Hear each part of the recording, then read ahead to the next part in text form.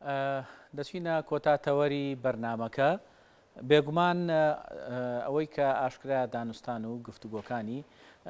خۆبەڕێوبەری باکوور و خۆرڵاتی سووریا باگاداری رووسیا وڵاتانی هاوپەیمان بەردەوامیان هەیە و گفتوگۆ دەکرێت بەڵام تا ئێستا و هەوڵانە نەگەیشتونەتە گفتوگۆی جددی و ڕێکەوتنی کۆتایی لە نێوان بەڕێوەبەتی خۆبەڕێوبەری لە باکوور و خۆرڵاتی سووریا لەگەڵ حکوومەتی سووریایە ئەوەی هەیە رووسیا وڵاتانی هاوپەیمان لە سووریا چاودێری بارودۆخەکە دەکەن و بەتایبەت نایانەوێت داواکاریەکان بە سەرێکتریا فەرز بکرێ و ئەیانەوێت دانوستانێکی تا ڕادەیەک هاوسەنگ لە نێوان هەردوو لادا بەڕێوە بچێت بۆ ئەوەی کە بتوانرێت لە داهاتووە ئەو ڕێکەوتنامەیە کە هەیە ببێتە جێی ڕەزامەندی هەردوو لا ئێمە ئەمانەیە زیاتر زانیاری وەرگین لەبارەی ئەوەی کە ئایا ئەو گفتوگویانە بەچی گەیشتۆ داواکاریەکانی خۆبەڕێوبەری باکووری خۆرڵاتی باکوور و خۆرڵاتی سووریا چییە لە حکوومەتی ئەو وڵاتە لە ڕێگای سکایپەوە بەڕێز فەوزی شنگالی لە دێرکەوە لە ڕۆژاوای کوردستان لەگەڵمانایە کە بەڕێزیان سکرتێری پارتی دیموکراتی وفاقی کوردن لە سووریا کاک فەوزی سڵاوت لێبێت و بەیانیت باش من ئەمەوێت دوا زانیاریمان بێتی ئایا ئەو گفتوگویانی نێوان خۆبەڕێوبەری باکوور خۆڵاتی سووریا لەگەڵ حکوومەتی سووریادا گەیشتووە بەچی کە رووسیا سەرپەرشتی دەکات بەیانی باش وەک تێزانەبوون کێشی سووریا ئەوە 10 ساڵ 12 ساڵ کە ساڵی دووەمین ئەو کێشە ئەو دبە حتا وەک ئێستا دانوستاندن حتا ئاستێکی هەیە شکلێک ئەشکالێ تەنسیق پرسگرێکی دەردچن بۆ ئەوانە هەنێک گفتوگۆ یان ژێ دانوستاندن چێ دبە ئەمە ناوێ حیوار دیالۆگ بەرۆ وەک دڵێن پرۆژە هەبە و دانوستاندن سەر بێکردنش هەردوو لایە هەم ji لایە ئێمە ڕۆژهەڵاتێ فورات هەم ji لایە دیمەشق حکوومەتێ سووری بحقیقت ئەو هەیە تشتێکی وە زەلال خویایی نییە باوەڕ دکەم هەنێک ئەسبابی خۆ هەیە ئەسباب هەیە سببی هەیە وەضعی سووریا هەیە باش زەلال نەبووە لایە مجتمعی دووەلی ناونەتەوەی بە وجود روسي وجود أمريكي تحالف دولي وجود إيراني تركي يعني وضع سوريا بقشتي بيوستي هب زلال بونها وضع عملية سياسية سورية تواو نبوة يعني حتى مجمدة استا لجنة دستوري صياغة مسودة دستور تازة جبو سوريا هي تو بيشكوتن تيدا أو نبوه تو ريكوتن سر درست نبوة ئێمەژی وەک ڕۆژهەڵاتی فورات وەک ڕێڤەبەریا خوەسەر ئیدارەی زاتی قەسەدە مەسەدە هەموو ناو و دەستگاه و منزومەک و ڕۆژهەڵاتی فورات برێوە دبە پارتیên سیاسی بە دائمی کردووە و یەکیتیا ئاقا سووری سەروەریا سووری نێفدە مافێ مکەوینات زەمانێ دستوریش بۆ هەموو حقوق مجتمع بگشتی باش داواکاریەکانی خۆبەڕێوبەری زیاتر لە چیا خۆیە بینێتەوە کە داوای لە حکوومەتی سووریا کردووە ئەوە ئێمە ئێستا بۆ حیوارێک جددی برێوە بچە و بگێ ئەنجام ئەوە سەبەبێ ئەساسش بوو و ئەنجام ناگرێ یانژێ حیوار نابە حیوارێکی جددی سەبەب دولایە یەک لای ما هەیە وضع تەواوی زەلالبوون تونە وجودی تەحالف دووەلی ڕۆسەکان وضع هەنێک پێویستە هێش ئەوە زیاتر بەرۆ هەنێک قۆناغێ نە هەنێک مەرحەلێ نە بچە و هەر حاڵ بە هەنێک پرسگرێک هەیە ئێستا ڕۆژهەڵاتی هەیە یانژی بگشتی سووریادا پێویست دکە تەوافقێک ناوبەرە تەحالف دووەلی ئەمریکی ڕۆسی دەدروست بە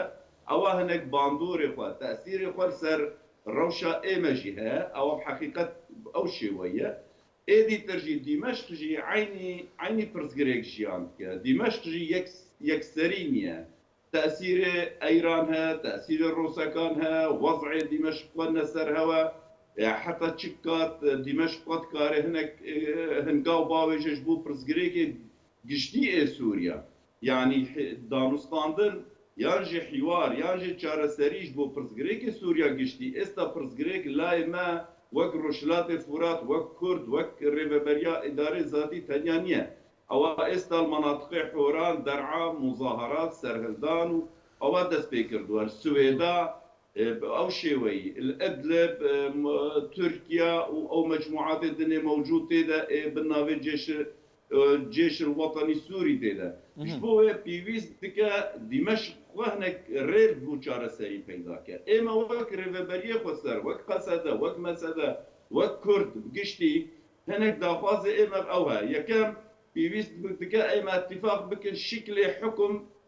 دروشلات فرات دا تايبت بچه شکلی دبه اما و ده 11 سال ریوبری خسر های بریوادی چه اوا دمشق دل اما اعتراف بریوبری خسر ناکن پیوسته گوری ماده 107 دستور 2012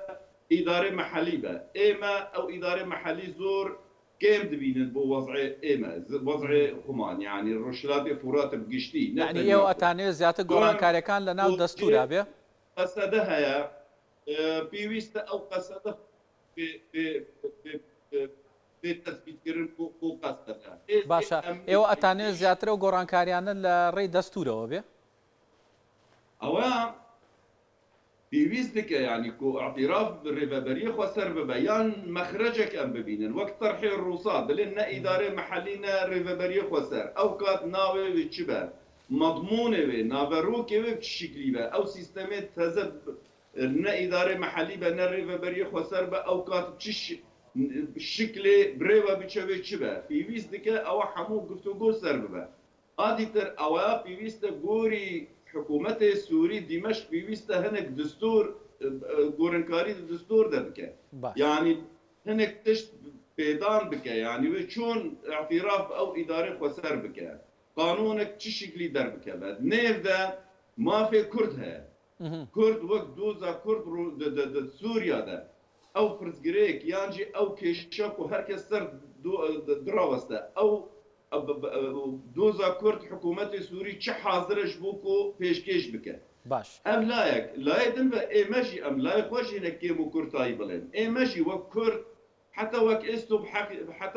بحقيقه او بروجيكي كردي واضح زلال اما تقديم بكن شغل كره هي اواجي لايما تقريبا نيه يعني هر حزبك بروجي قايا هر اطارك هر جبهك كردي هر محورك كردي او بروجي قايا يك بروجي كرد نيه هي كرد بنا متفقه كاك فوزي او بارودوخي كاستا هاتو تاراوا او بارودوخي كاستا بتايبتي او شريكه لنيوان اوكراين ولا نيوان روسيا هي بيغمان روسيا لناو سووریادا پێگەیەکی خۆی هەیە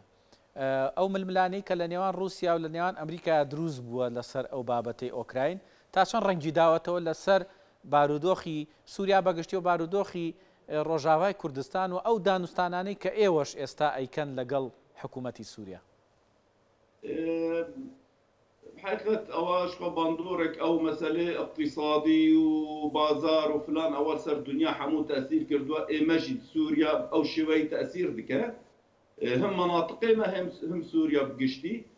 دوام إما بحقيقة حتى وك إستا موقف إما وك مسألة وك أحزاب سياسي الرجاوي كردستان وباكر روشلات سوريا موقف أو شوية يعني ما وقت مبدا اما دجي حمو شرن هر امي بيدار باشيتي ديالوج او مساله جاره سرب بلام بحقيقه او وضع وجود امريكي لايمه وتحالف الدولي وجود الروسكان لايمه حميشي وي يعني ابا اما حتى وك است او تاثيره خوياي درنت شو يعني سر وضع اما وبيونديه ملقى التحالف الدولي ينجل قلب روسكا بلام اما او ما ترسيها يعني اما خصوصا مناطق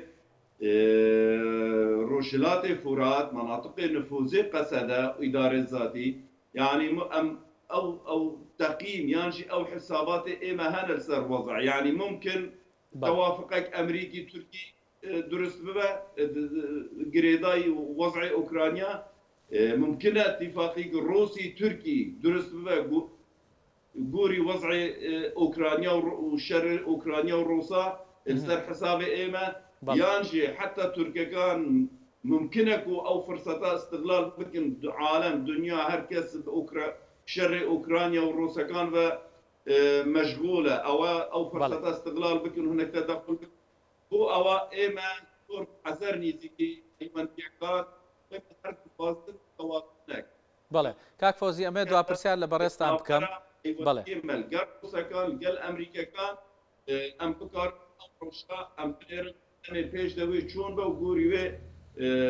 ئێمەژی سیاست و تەوەجێ خۆی سیاسی علاقاتی خۆ برێوە دوا پرسیار کاک فەوزی ئەوەیە کە ئەو دانوستانانەی نێوان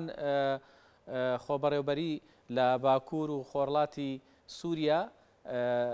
وا بڕیارە بەم نزیکانە گەڕێکتری ئەو دانوستانانە دەست پێ بکاتەوە